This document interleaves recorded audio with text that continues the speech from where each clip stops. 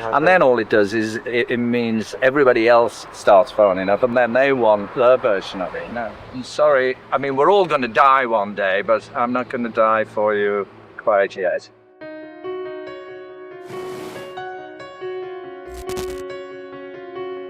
Some legends grow more gilded with time, and yet the cracks beneath the gold become harder to ignore. For decades, George Harrison was remembered as the quiet Beatle, the reserved man standing behind John Lennon and Paul McCartney. But memoirs, documentaries, insider accounts, and legal records that emerged later constructed a far more complicated portrait. This was the story of an artist, underestimated by his own bandmates, a husband trapped between betrayal and pain, a songwriter accused of plagiarism, and a legend forced to fight for his life inside his own home.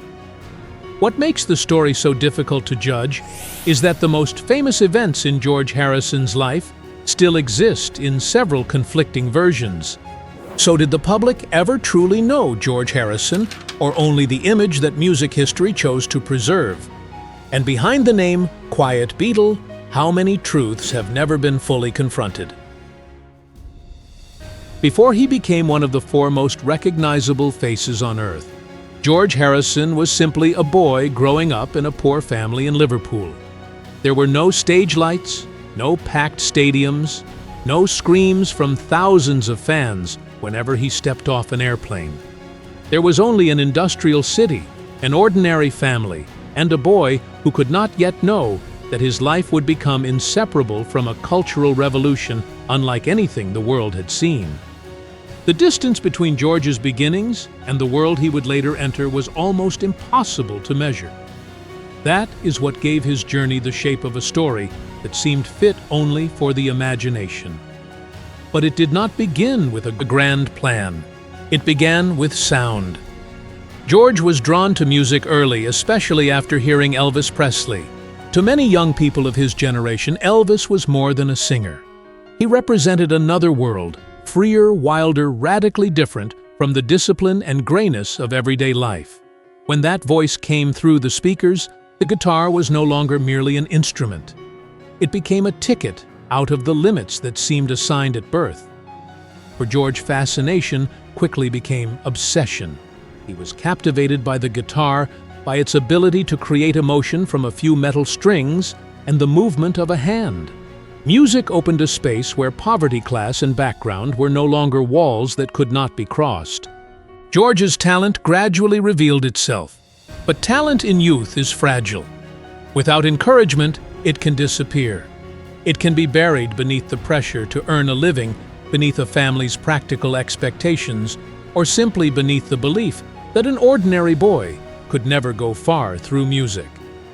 George was luckier than many. His parents supported their son's love of music and gave him the chance to develop as a guitarist. Their support did not turn him into a star overnight, but it gave him time, confidence, and the opportunity to keep moving forward. Then Paul McCartney appeared.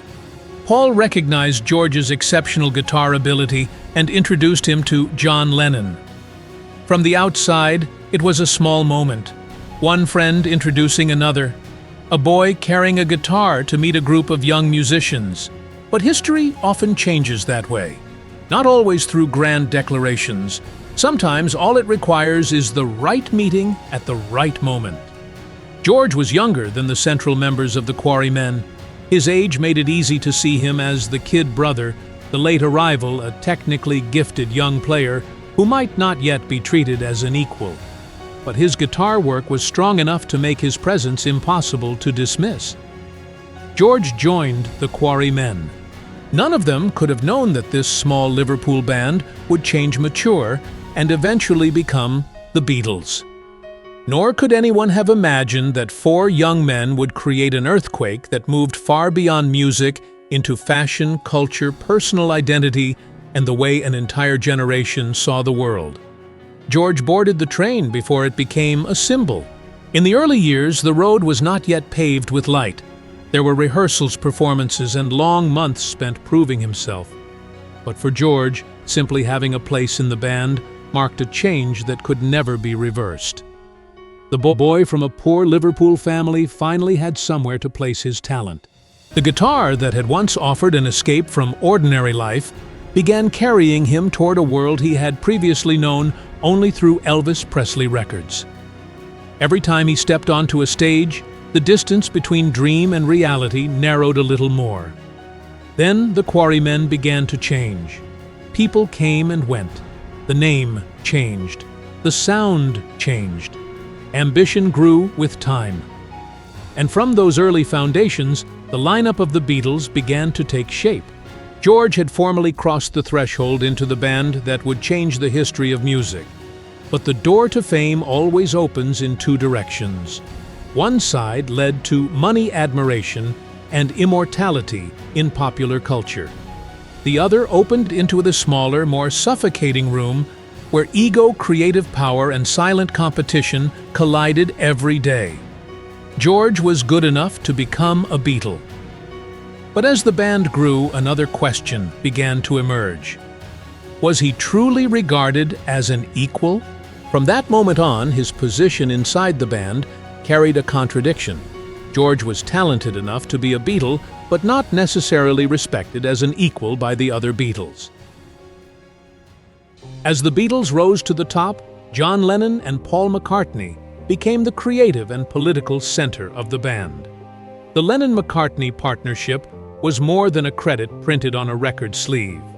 It became the Beatles' creative engine, the symbol of the force that made the world pay attention. Their songs succeeded again and again. Their names became attached to music that defined an era. But as those two men occupied nearly all the light, the third figure in the shadows became increasingly aware of his place. George was no longer merely a young guitarist. In time, he began writing songs of his own. He had his own ideas, his own melodies, and an artistic direction that did not fully resemble John's or Paul's. Yet George's compositions were repeatedly rejected or denied a place on the albums equal to their quality. Each rejection could be explained as a professional decision, but when the same decision is made over and over, it becomes a message. George understood that within the Beatles' power structure, his voice did not carry the same weight as Lennon's or McCartney's.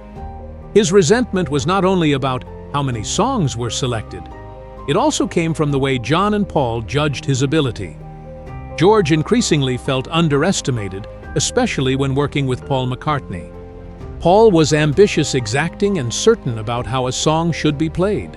Those qualities helped make the Beatles successful. But inside a recording studio, perfectionism can become control. George felt that Paul often told him exactly how he should play. For a musician beginning to discover his own voice, constantly being ordered to execute someone else's vision no longer felt like collaboration. It could feel like erasure. George did not want to remain forever as the pair of hands playing notes Paul had already imagined. Outside the studio, the Beatles still appeared as a single unified force. 4 faces, 4 matching suits, 4 young men bowing together before an audience. In front of the cameras, they laughed, traded witty answers, and created the impression that their bond could never be broken. But the greater their fame became, the wider the distance grew between the public image and the atmosphere behind it. Fame created pressure. Touring commercial expectations, creative rivalry, and the personal growth of each member slowly dissolved the unity they had once shared. Each man began developing a separate life, a separate ambition, and a different vision for the band's future. For George, the problem ran deeper. He did not merely want the Beatles to change, he wanted recognition. His songs were no longer the work of an apprentice. They revealed a maturing artist, a man who had developed his own musical language and spiritual world. Yet within the old structure, George was still seen as the younger boy Paul had brought into the band. Time had changed him, but his position in the eyes of his bandmates had not changed quickly enough. That buried conflict erupted during the making of Get Back. The studio, once the birthplace of songs that mesmerized the world, became a chamber of tension. Disagreements were no longer fully concealed. The way the members spoke to one another, reacted to criticism, and defended their positions revealed a band that was gradually losing the ability to listen. George had endured the feeling of being controlled for too long. Finally, he walked out of the session and announced that he was leaving the Beatles. This was not a performance staged for the press, nor was it another complaint delivered in silence.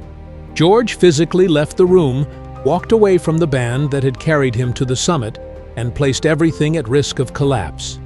In that moment, the name Quiet Beatle became bitterly ironic. The quietest man was the one who finally stood up and said he could not continue. George's departure exposed a reality the Beatles' polished image could no longer hide. The band was no longer functioning through consensus. Personal wounds had grown too deep to remain buried beneath recordings and smiles for the camera. Although George later returned, coming back did not mean the problems had been solved. He could walk into the studio again. The band could finish the work. But once someone has been willing to leave, the sense of safety between the members can never be entirely restored. The fracture was now visible, and it did not exist only between George and Paul. It ran through the entire structure of the Beatles, where four men who had once faced the same direction were now being pulled toward separate roads. George's walkout proved that the Beatles' crisis was no longer rumor. It had become an open confrontation between men once considered inseparable. History would later explain the Beatles' breakup through larger disputes, business decisions, and better-known conflicts. But the moment George walked out of that session had already warned of what was coming. A band can survive disagreement. It is far harder to survive when one member no longer believes his voice is respected. George had been pushed to the edge inside his own band. But when the Beatles dissolved and he finally had the chance to step out of Lennon and McCartney's shadow, another crisis began, this time not in the studio, but inside his marriage. As George Harrison's career reached its peak, his marriage to Pattie Boyd began to develop serious cracks. From the outside, they seemed to belong to the glittering world surrounding the Beatles, a globally famous rock star, and the beautiful woman beside him.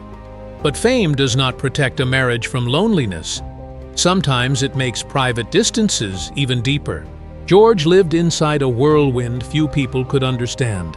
Success arrived too quickly. Public attention became relentless. At the same time, changes in his beliefs, music, and personal life drew him further into his own private world. Spaces began to open between George and Pattie. Then Eric Clapton entered the story. Clapton was not a stranger. He was one of George's closest friends. That intimacy turned what followed into one of the most controversial romantic stories in rock history. Eric Clapton fell in love with Pattie Boyd. The feeling was no longer a private attraction kept in silence. Clapton wrote Layla as an expression of his love for his friend's wife. The song became a confession set to music, fierce, desperate, and impossible to disguise. To the public, the story contained every element of a famous tragedy: friendship, marriage, betrayal, and an immortal song. But behind the mythology were three real people carrying wounds that could not be reduced to a few lines in a history book. Pattie eventually left George for Eric Clapton. Viewed only from the outside, George appeared to be the betrayed man. His best friend loved his wife. His wife left him for that friend. And one of the most famous love songs of the era had been born from the tragedy inside his own home. But the collapse was not that simple. George and Pattie's marriage had already been eroded by distance conflict and allegations of betrayal on several sides.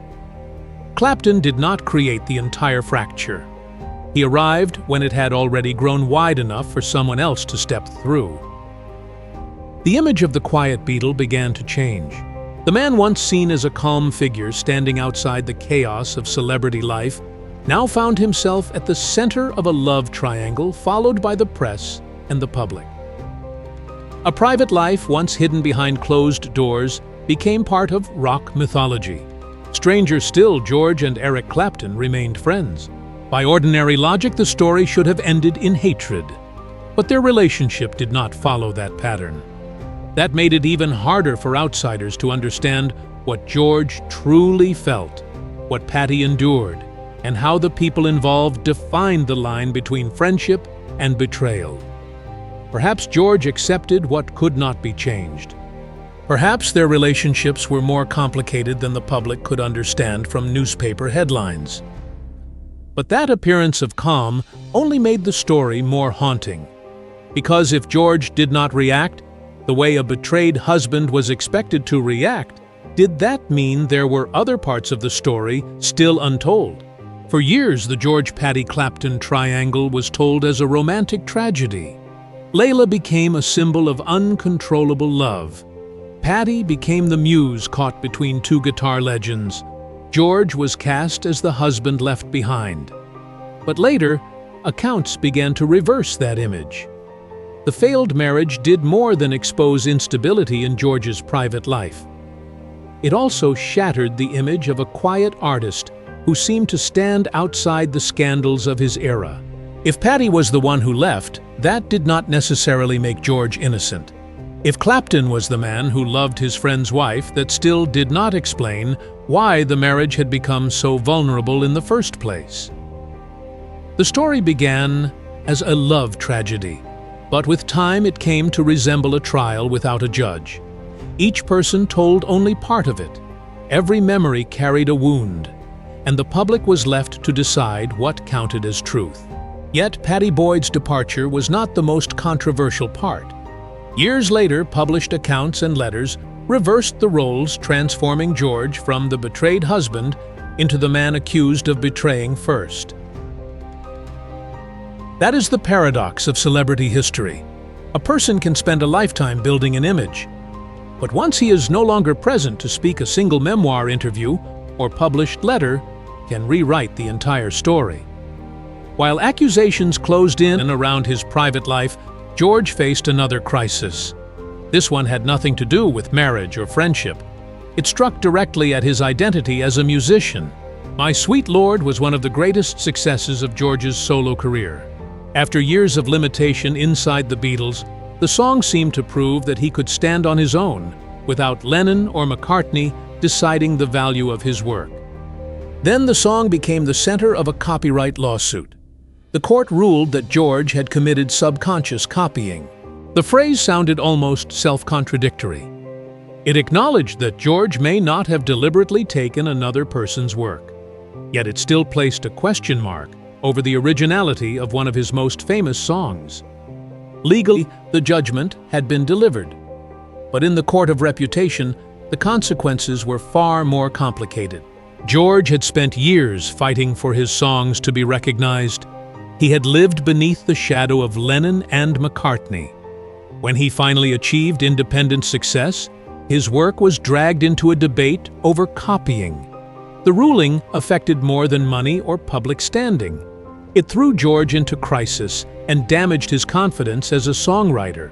For an artist, having the source of one's creativity questioned can inflict a profound wound. Every new melody can become an interrogation. Every idea that appears in the mind can provoke the fear that it came from somewhere else. George was not found to have deliberately plagiarized, but the public does not always preserve the difference between intention and accident. In popular memory, scandal is compressed into a few brutal words, and the word plagiarism can do more damage than every explanation that follows it. During the same period, George was attacked from both his private and professional life. On one side were allegations of infidelity letters and testimony that reversed the image of the betrayed husband. On the other was a legal judgment that placed his songwriting under suspicion. His reputation, career, and private life were all surrounded by scandal, accusation, and mysteries that were never completely resolved. He had escaped the shadow of the Beatles, but not the judgment of the public. He could leave the power struggle with John and Paul behind. But outside the band, another battlefield waited, one where the people who had loved him, the people who had lived beside him, and the legal system itself all helped define George Harrison in ways he could not control. In that same period, George Harrison's image came under assault from two directions. His private life was darkened by accusations of betrayal, while his creative legacy was shadowed by a legal ruling.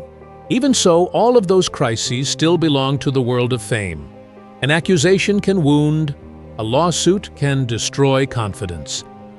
But at the end of the 1990s, George faced a threat that was no longer symbolic. It did not appear on a newspaper cover. It was not argued through words. It walked directly into his home. A reputation can recover. A marriage can end. A lawsuit can reach a verdict. But in 1999, the attack on George did not unfold in the press or in a courtroom. It came with a knife in the middle of his own home. In 1999, a mentally disturbed intruder broke into George Harrison's home. It was supposed to be the place that separated him from the outside world. After decades under public surveillance, his home should have been the last space where George could close the door and recover some measure of peace. But that night, the peace was torn apart. The intruder attacked George and stabbed him repeatedly. There was no audience, no stage, no legendary name, no status as a Beatle. In that moment, George was simply a man trying to survive an attacker inside his own home. His life had contained confrontations in recording studios' courtrooms and public scandals. But all of them became small beside direct violence. George was forced into a fight for his life. The person who helped save him was Olivia Harrison, his second wife. Olivia courageously fought back against the intruder. In a scene of chaos where even a moment's hesitation could have brought irreversible consequences, she acted. Olivia's intervention helped save George's life. He survived. But survival did not mean that everything returned to normal. The attack damaged George's health. His body had endured a brutal struggle. Then, his cancer returned. George's final years were therefore haunted not only by the memory of the intruder's night, he also faced failing health and a disease that could not be driven back by fame, talent, or willpower. In 2001, George Harrison died at the age of 58. The number made the death feel even more abrupt. He had lived long enough to see the Beatles become legend, long enough to step out of Lennon and McCartney's shadow, long enough to see his own songs recognized, but not long enough for the controversies of his life to settle. George died after a journey defined by extremes, from poverty to worldwide fame, from a boy captivated by Elvis Presley to a member of the most famous band in history, from the man behind Lennon and McCartney to a respected artist in his own right, from the image of the quiet Beatle to the center of stories about conflict, betrayal, litigation, and violence. 1 year later, his family and closest friends organized the concert for George in his memory. The concert could not answer the unresolved questions surrounding his private life. It could not reconcile conflicting accounts, nor could it erase the scandals that had followed him. But music accomplished what controversy could not. It returned attention to what George had created. People who had known him, performed with him, and been influenced by him gathered to honor an artist who had spent his life searching for a voice of his own. In that moment, George was no longer the third man behind John and Paul. He was no longer the husband inside a love triangle, the defendant in a copyright case, or the victim of an attack. He was remembered as a musician. After years of being placed behind John Lennon and Paul McCartney, George was finally recognized as an independent artist whose legacy was large enough to stand outside the shadow of the Beatles. That recognition did not come easily. It emerged after his death, when the competition inside the band had ended and time began to rearrange the debate over each member's place. The public looked more closely at George's contributions at the song's once denied priority and at the path he had stubbornly continued to follow. But admiration did not erase complexity. George Harrison died with many of the controversies in his life still unresolved. Accounts of his marriage to Pattie Boyd, his alleged relationship with Maureen Starkey, and the conflicts between the Beatles continued to divide opinion. Each generation encountered George through a different body of evidence. Some saw a sensitive artist held back by others. Some saw a deeply contradictory man, far less serene than the image built around him. Perhaps both portraits contained part of the truth. George could have been a victim of condescension, and also a man who caused pain to others. He could have been a sincere musician while still making serious mistakes in his private life. He could deserve admiration without being transformed into a perfect man. That is precisely what makes George Harrison's legacy endure. Not because his life was free of cracks, but because his music survived even as those cracks became more visible. Scandal cannot erase George's place in rock history. A lawsuit cannot invalidate all of his talent. Accounts of his private life cannot make his influence disappear. But legacy cannot be used as a curtain to hide every controversy. George Harrison therefore exists in two parallel images. On one side stands the musical legend, honored around the world, the boy from a poor Liverpool family who passed through the Quarrymen and became part of the Beatles. On the other stands a complicated human being, a man who felt belittled, walked out of the studio in anger, watched his marriage collapse, faced accusations of betrayal, and endured a ruling that shook his faith in his own creativity. Those two images do not cancel each other out. They exist at the same time, like light and shadow walking side by side through the lives of famous people. The public often demands a simple story hero, or offender victim, or betrayer genius, or copyist. But George fits neatly into none of those roles. The name Quiet Beatle once made him easy for the world to remember. It also reduced a life of extraordinary complexity to two convenient words. George may have been quiet, but his life was not. It was filled with the sound of guitars, arguments in recording studios, confessions delivered years too late, the hammer of a courtroom violence on a night of terror, and finally, the music rising at the concert for George. That life did not end with an answer. It closed with pieces that still do not fit together, with accounts that continue to confront one another, and with a legacy powerful enough to survive every controversy around it.